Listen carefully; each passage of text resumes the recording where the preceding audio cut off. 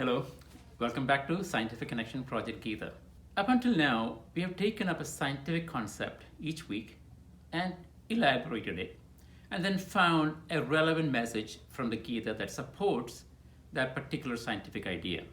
From now on, in an effort to align ourselves with all other Project Gita streams such as the Gita Sadhana, deep learning, thus speak masters, quotes and messages, and so on, we're going to be doing the reverse. In other words, we'll go through the Gita chapter by chapter and examine the core ideas and messages contained in each chapter, and then look at relevant scientific studies around those same ideas and messages.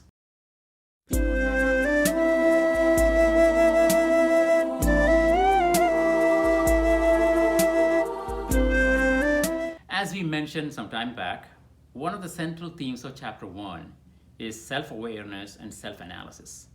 Aptly titled Arjuna Vishada Yoga, this chapter describes the distress Arjuna felt on the battlefield of Kurukshetra and how he found himself debilitated at the thought of having to fight in a senseless war as he at the time saw it.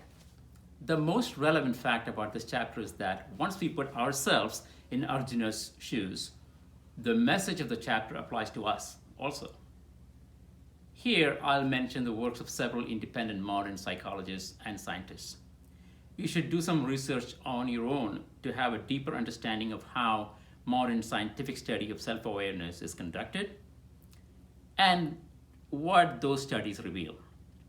The standard test which scientists do is the famous dot test, in which a bright dot is pasted on an infant's forehead. When a mirror is placed in front of the infant under 1 year of age, and if the infant only tries to grab the mirror, it means that the infant is not yet self-aware. But when the infant is a little bit older, then he or she immediately recognizes that the image seen in the mirror is that of himself or herself.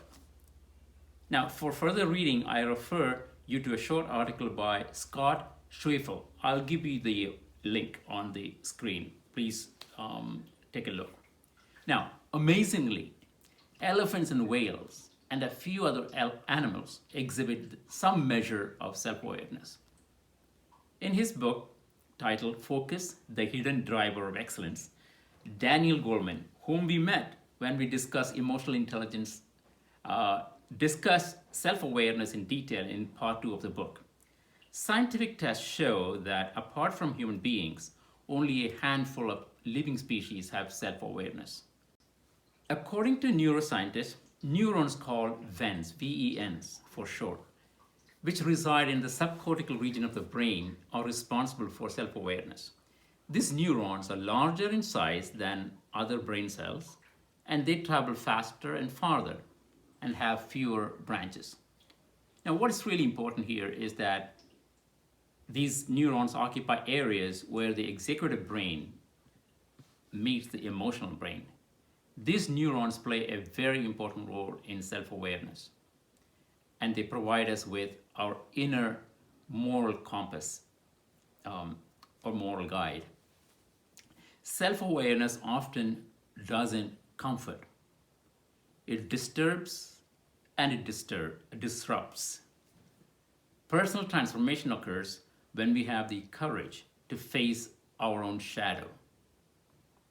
Now, psychologists agree that we become enlightened when we have the courage to acknowledge our darkness and work toward removing it. And lo and behold, this is exactly what Krishna advises Arjuna to do in the Gita. Thanks for watching, and we'll see more of the same topic next week. Namaste.